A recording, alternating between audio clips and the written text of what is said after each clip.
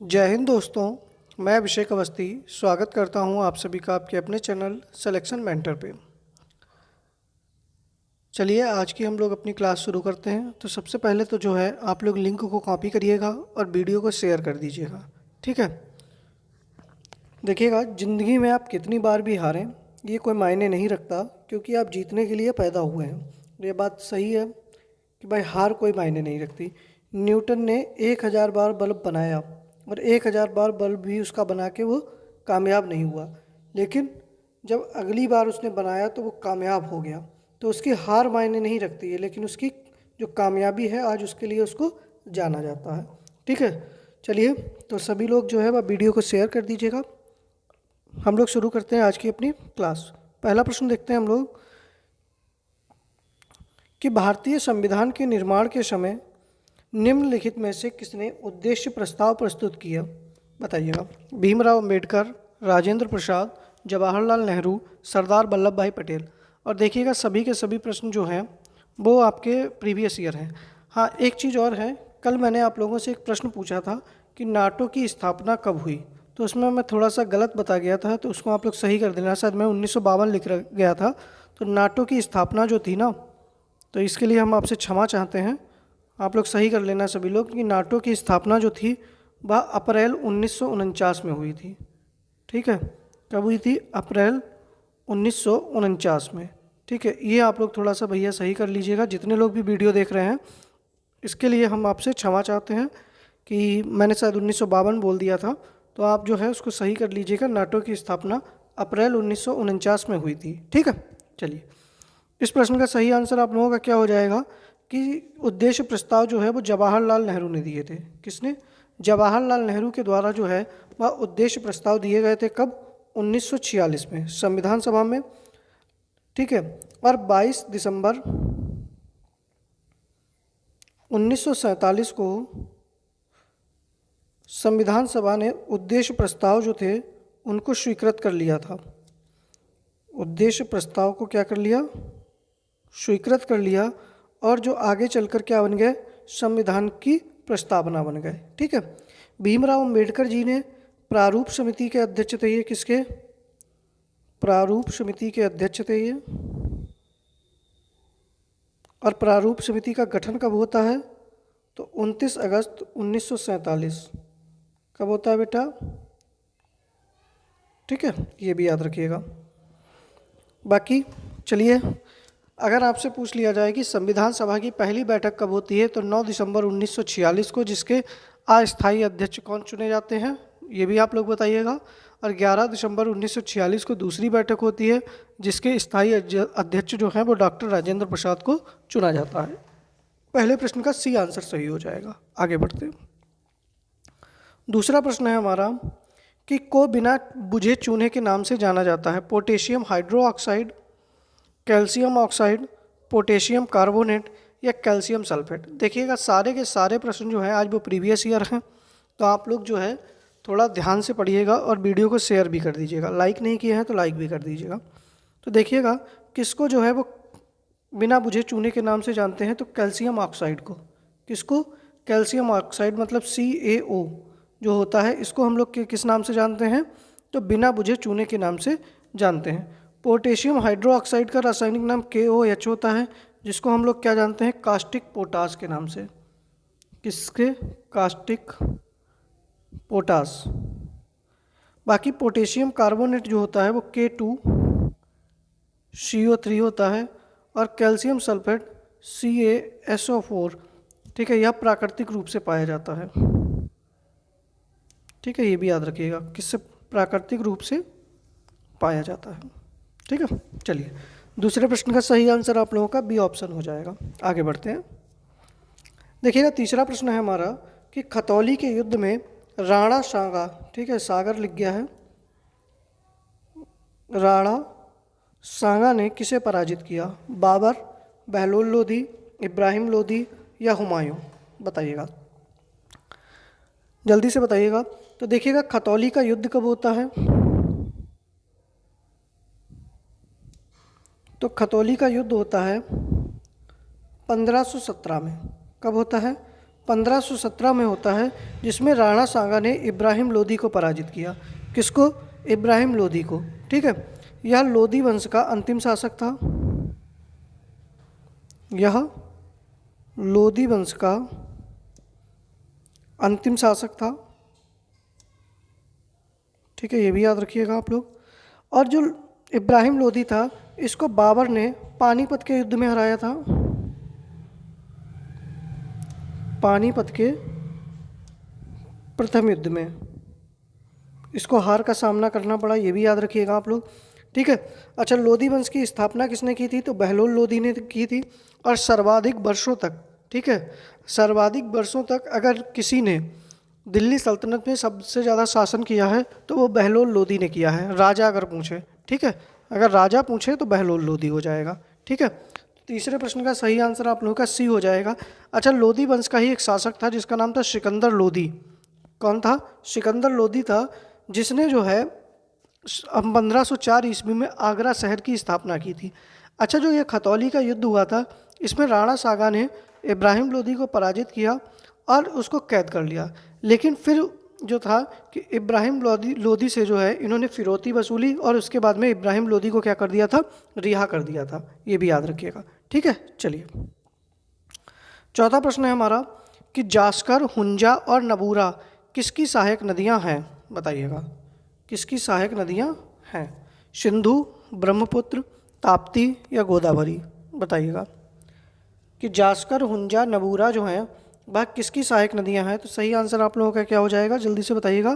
तो सिंधु हो जाएगा। क्या हो जाएगा? सिंधु नदी की सहायक नदियां हैं। ठीक है, सिंधु नदी कहाँ से निकलती है? तो मानसरोवर झील तिब्बत से, मानसरोवर झील तिब्बत से, ठीक है, यह निकलती है। और देखा जाए तो यह भारत की सबसे लंबी नदी है, लेकिन इसकी कुल लंबाई भारत में जो है केवल कम है। वैसे इसकी कुल लंबाई गंगा से ज़्यादा है, 2880 वर्ग किलोमीटर है। ठीक है, लेकिन भारत में लंबाई, तो भारत में इसकी लंबाई 1114 किलोमीटर है। ठीक है, ये भी याद रखिएगा आप लोग। और भारत का जो लेह शहर है, ठीक है, वो इसी, मतलब अगर आपसे पूछ लिया जाए कि लद्दाख की राजधानी जो लेह है वो किस नदी के तट पर है, तो सिंधु नदी के तट पर स्थित है। ठीक है, ये भी आप लोग याद रखिएगा। अच्छा, इसकी और सहायक नदियां हैं, जैसे कि एक काबुल नदी है। कौन सी है? काबुल है। एक तोची नदी है, खुर्रम नदी है, गोमल नदी है, शिगर नदी है। इस तरीके से ये इसकी सहायक नदियां हैं। और ठीक है, सही आंसर ए ऑप्शन हो जाएगा। पांचवा प्रश्न है हमारा कि अंडमान और निकोबार द्वीप समूह को अलग करने वाला जलमार्ग कौन सा है? पाक जल संधि, डंकन जलमार्ग, मलिककंडू या 10 डिग्री चैनल? बताइएगा। अंडमान निकोबार को कौन अलग करता है? जल्दी से बताइएगा कि अंडमान को निकोबार से कौन सा जलमार्ग अलग करता है? तो सही आंसर आप लोगों का क्या होना चाहिए? डी ऑप्शन सही हो जाएगा। 10 डिग्री चैनल जो है वह अंडमान को निकोबार से अलग करता है। ठीक है, अगर आपसे पूछ लिया जाए कि दक्षिणी अंडमान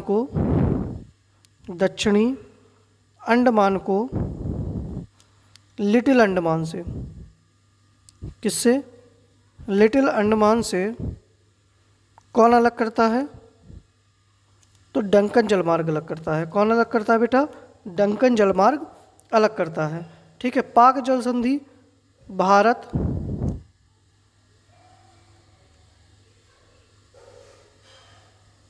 ठीक है, भारत एवं श्रीलंका के मध्य है। ठीक है, भारत को श्रीलंका से कौन अलग करता है? तो पाक जल संधि अलग करती है।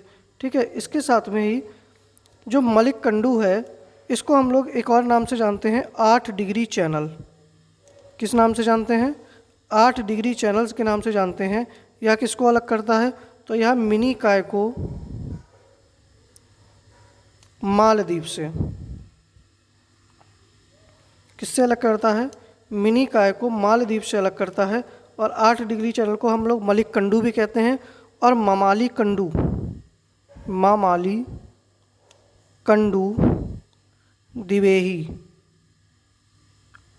अन्य नाम इसका जो है वह यह है। ठीक है, तो ये भी आप लोग याद रखिएगा। बाकी इस प्रश्न का सही आंसर आप लोगों का क्या होना चाहिए? तो डी ऑप्शन सही हो जाएगा। ठीक है, चलिए छठा प्रश्न है हमारा कि सतपुड़ा श्रेणी की सर्वोच्च चोटी का नाम क्या है? धूपगढ़, कलसूबाई, डोडा बेटा या अनाईमुड़ी? तो देखिएगा सतपुड़ा श्रेणी की सर्वोच्च चोटी जो है यह पड़ती है आपके दक्कन के पठार में और मध्य प्रदेश में है, और इसकी सबसे ऊंची चोटी का नाम है धूपगढ़। क्या नाम है बेटा? धूपगढ़ इसकी सबसे चोटी है। और इस पर यह कौन सी पहाड़ी पर है? तो महादेव पहाड़ी पर है।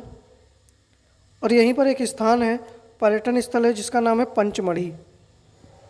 कौन सा स्थल है? पंचमढ़ी पर्यटन स्थल है और इसकी ऊंचाई 1350 मीटर है।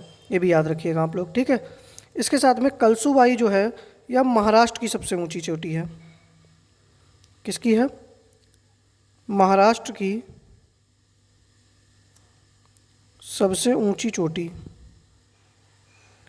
इसके बाद में डोडा बेटा जो है यह नीलगिरी पहाड़ी की सबसे ऊंची चोटी। नीलगिरी पहाड़ी की सर्वोच्च चोटी, ठीक है, या दक्षिण भारत की दूसरी सबसे ऊंची चोटी। अनाईमुड़ी जो है पश्चिमी घाट की सबसे ऊंची चोटी या दक्षिण भारत की सबसे ऊंची चोटी। पश्चिमी घाट की सबसे ऊंची चोटी।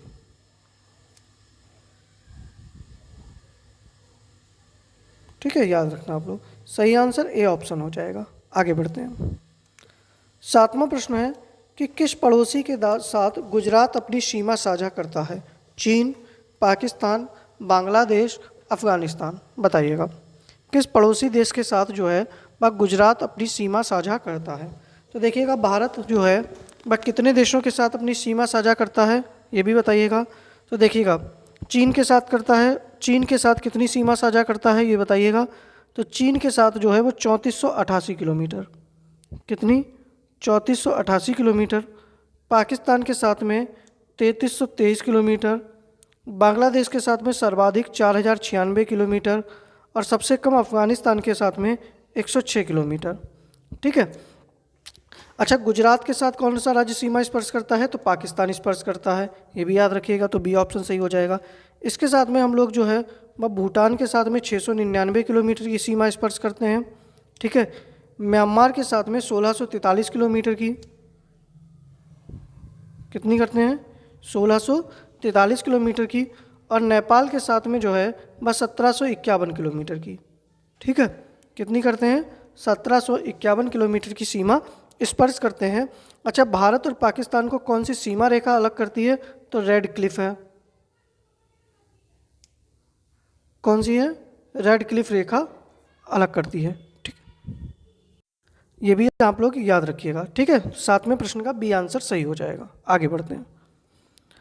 8वां प्रश्न है हमारा कि 1965 के पाकिस्तान के साथ युद्ध के दौरान भारत का नेतृत्व करने वाले प्रधानमंत्री कौन थे? इंदिरा गांधी थी, जवाहरलाल नेहरू थे, लाल बहादुर शास्त्री थे या मोरारजी देसाई थे? बताइएगा 8वें प्रश्न का सही आंसर क्या हो जाएगा।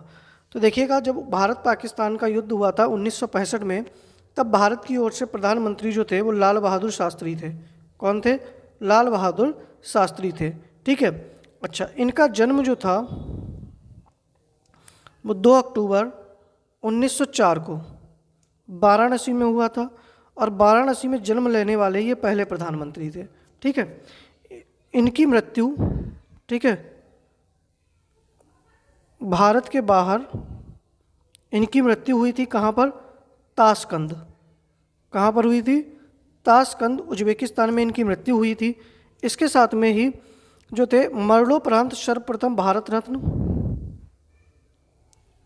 मरणोपरांत सर्वप्रथम भारत रत्न किसको दिया गया था? लाल बहादुर शास्त्री जी को दिया गया था। कब? 1966 में। ठीक है। इन्होंने ही जय जवान जय किसान का नारा दिया था। क्या नारा दिया था? जय जवान जय किसान का नारा दिया था। और इनका जो समाधि स्थल है उसको किस नाम से जानते हैं? इनके समाधि स्थल को जो है वह विजय घाट के नाम से जानते हैं। किस नाम से जानते हैं?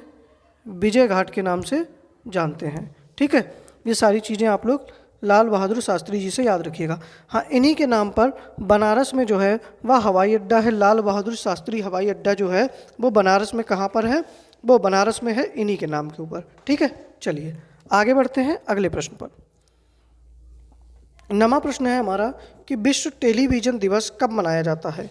21 नवंबर, 13 फरवरी, 11 मई या 2 दिसंबर?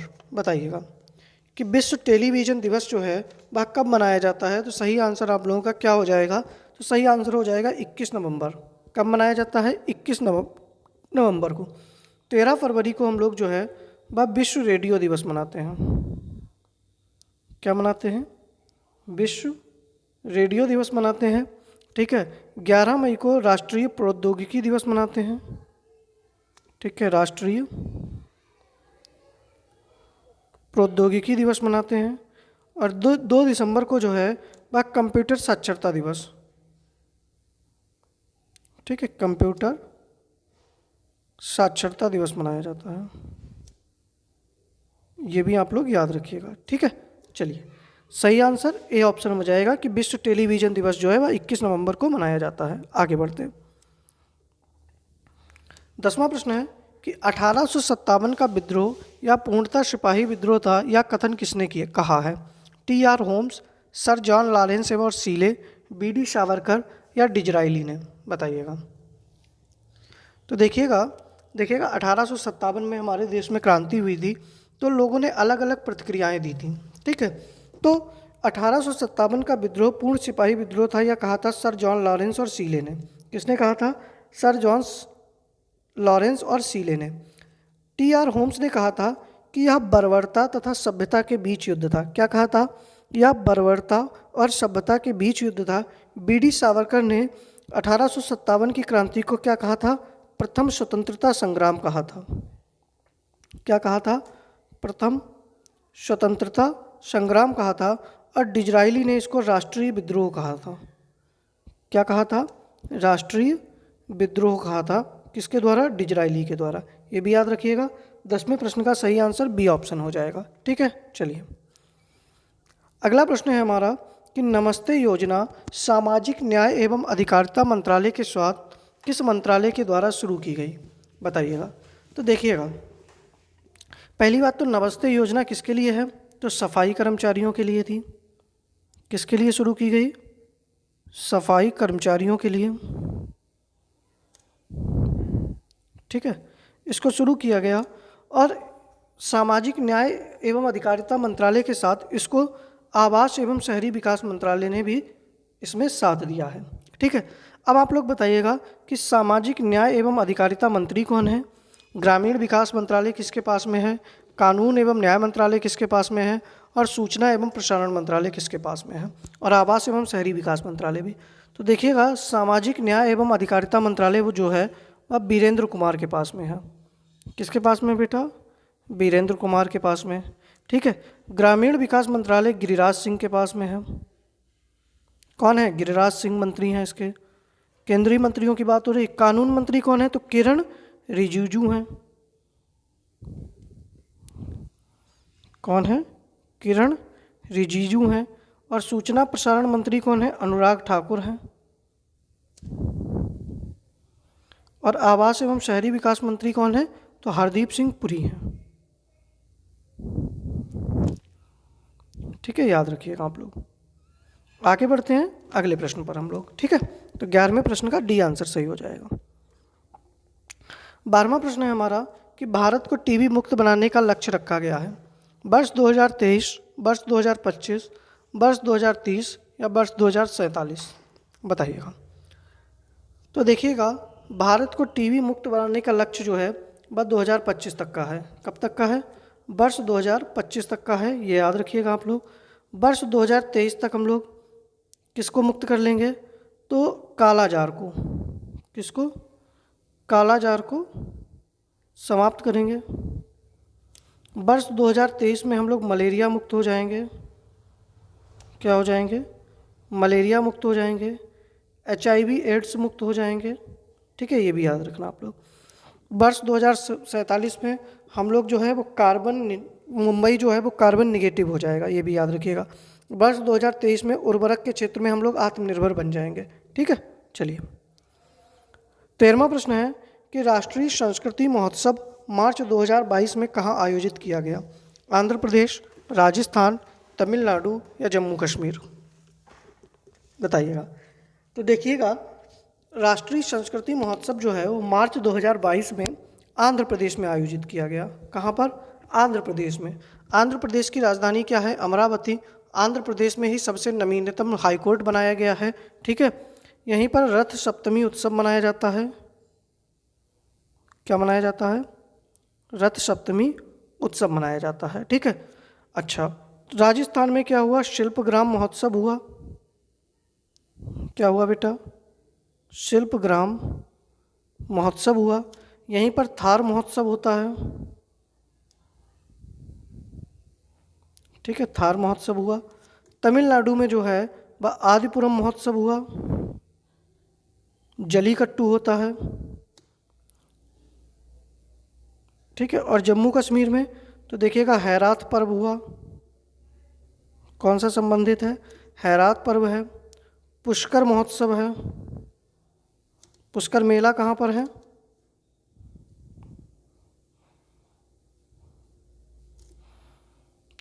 पुष्कर मेला राजस्थान में है और पुष्कर महोत्सव आपका जम्मू कश्मीर में है। ठीक है, हेरात पर्व है, अहरबल महोत्सव है। ये भी याद रखिएगा। सही आंसर ए ऑप्शन हो जाएगा। आगे बढ़ते हैं। 14वां प्रश्न है कि आयरन यूनियन 12 युद्धाभ्यास किन दो देशों के मध्य होता है? भारत और ब्रिटेन के मध्य, यूएई और अमेरिका के मध्य, भारत और मंगोलिया के मध्य, भारत और सिंगापुर के मध्य? बताइएगा कि आयरन यूनियन 12 युद्धाभ्यास किन दो देशों के मध्य होता है? सही आंसर आप लोगों का क्या हो जाएगा? तो सही आंसर हो जाएगा कि आयरन यूनियन 12 युद्धाभ्यास जो है वह किसके मध्य होगा? तो यूएई और अमेरिका के मध्य होगा। तो सही आंसर क्या हो जाएगा? बी ऑप्शन हो जाएगा। अच्छा, भारत और ब्रिटेन के मध्य कौन सा होता है? तो एक तो होता है कोकड़ और एक होता है इंद्रधनुष। ठीक है, ये भी याद रखिएगा। भारत और मंगोलिया के बीच में होता है नोमैडिक एलिफेंट। कौन सा होता है? और भारत और सिंगापुर के मध्य अग्नियोद्धा होता है, बोल्ड कुरुक्षेत्र होता है। ठीक है, ये भी याद रखिएगा।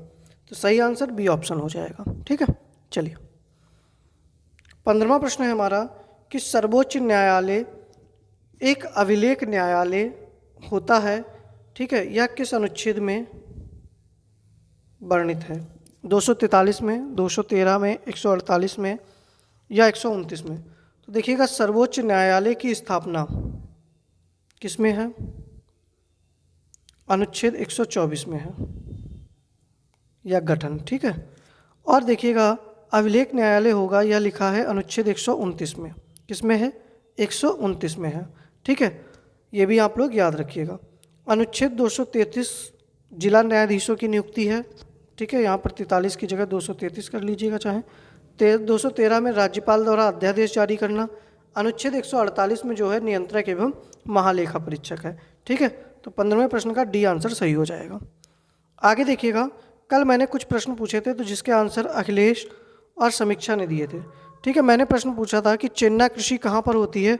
तो सही आंसर है आप लोगों का श्रीलंका में होती है। ठीक है, तो क्या क्या हो जाएगा? चेन्नई कृषि श्रीलंका।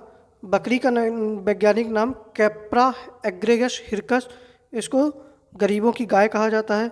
रामकृष्ण मठ की स्थापना स्वामी विवेकानंद ने की थी। भारत निर्वाचन आयोग द्वारा मिशन 929 त्रिपुरा में शुरू किया गया था। विश्व शरणार्थी दिवस 20 जून को। ठीक है, समीक्षा के 5 के 5 प्रश्न सही हैं। ठीक है, बहुत बढ़िया। मैं फिर कह रहा हूँ कि नाटो की स्थापना, चलिए आगे बताते हैं। पहले मिशन 929 सही है तुम्हारा अखिलेश, त्रिपुरा।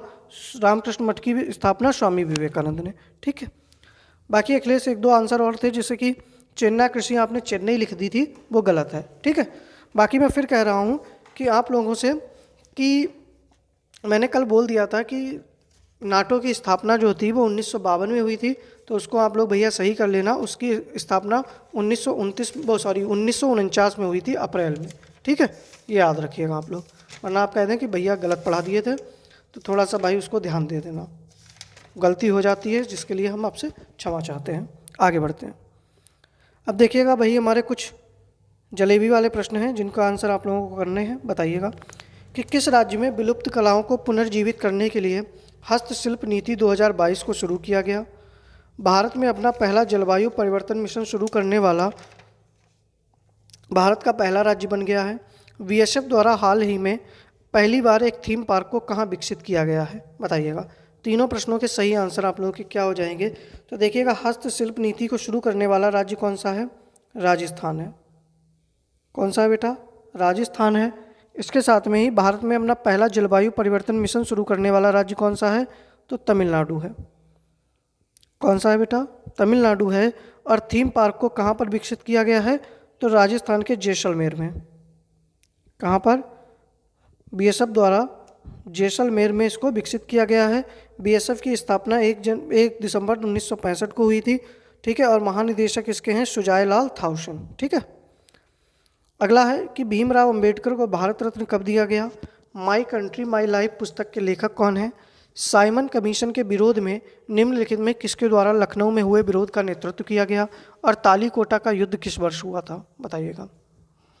तो देखिएगा भीमराव अंबेडकर को भारत रत्न जो है 1980 में, कब, 1980 में दिया गया था, ठीक है। और इसी समय, और माई कंट्री इसी समय जो है, सॉरी, भीमराव अंबेडकर के साथ में जो है वह नेल्सन मंडेला को भी दिया गया था। माई कंट्री माई लाइफ पुस्तक के लेखक कौन है, तो लाल कृष्ण आडवाणी हैं। कौन है, लाल कृष्ण आडवाणी हैं, ठीक है। इसके बाद में साइमन कमीशन के विरोध में किसके द्वारा लखनऊ में नेतृत्व किया गया था, तो जवाहरलाल नेहरू के द्वारा, ठीक है, जवाहरलाल नेहरू के द्वारा।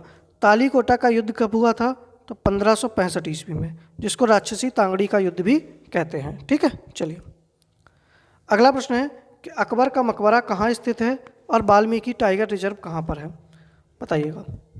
सभी लोग प्रश्न के आंसर करिएगा। पूरे के पूरे 25 प्रश्न हैं आप लोगों के लिए, ठीक है, बताइएगा। तो अकबर का मकबरा जो है वो सिकंदरा में स्थित है। कहाँ पर है, सिकंदरा में। और वाल्मीकि टाइगर रिजर्व जो है वो बिहार में स्थित है, ठीक है। ये भी याद रखिएगा आप लोग, ठीक है। चलिए बाकी भाई देखिएगा, वीडियो लाइक नहीं किए हैं तो लाइक कर दीजिएगा। बाकी कुछ प्रश्न जो है वो आप लोगों के लिए होमवर्क के हैं कि ग्रामीण ओलंपिक खेलों की शुरुआत कहाँ हुई। कॉमनवेल्थ गेम्स 2022 में भारत की ओर से पहला स्वर्ण पदक किसने जीता, या कॉमनवेल्थ गेम से आपको जो भी प्रश्न समझ में आए, ठीक है, कि जैसे कि पहला गोल्ड किसने जीता, पहला पदक किसने जीता, सबसे युवा खिलाड़ी कौन थी, ठीक है। इसके साथ में इसका आयोजन कहाँ पर हुआ, कौन ध्वजवाहक था, क्या शुभंकर था, ठीक है। ये सारी चीज़ें जो हैं आप लोग कमेंट बॉक्स में लिख सकते हैं, ठीक है। बाकी अगर आपको वीडियो पसंद आई है तो वीडियो को लाइक कर दीजिएगा। चैनल पर नए हैं तो चैनल को सब्सक्राइब कर लीजिएगा। बाकी भाई आप लोग जो है इसी तरीके से मेहनत करते रहिएगा। बाकी जो है टेलीग्राम चैनल से भी आप लोग जुड़ जाइएगा। बाकी हम लोग मिलते हैं अपनी नेक्स्ट वीडियो में। जय हिंद।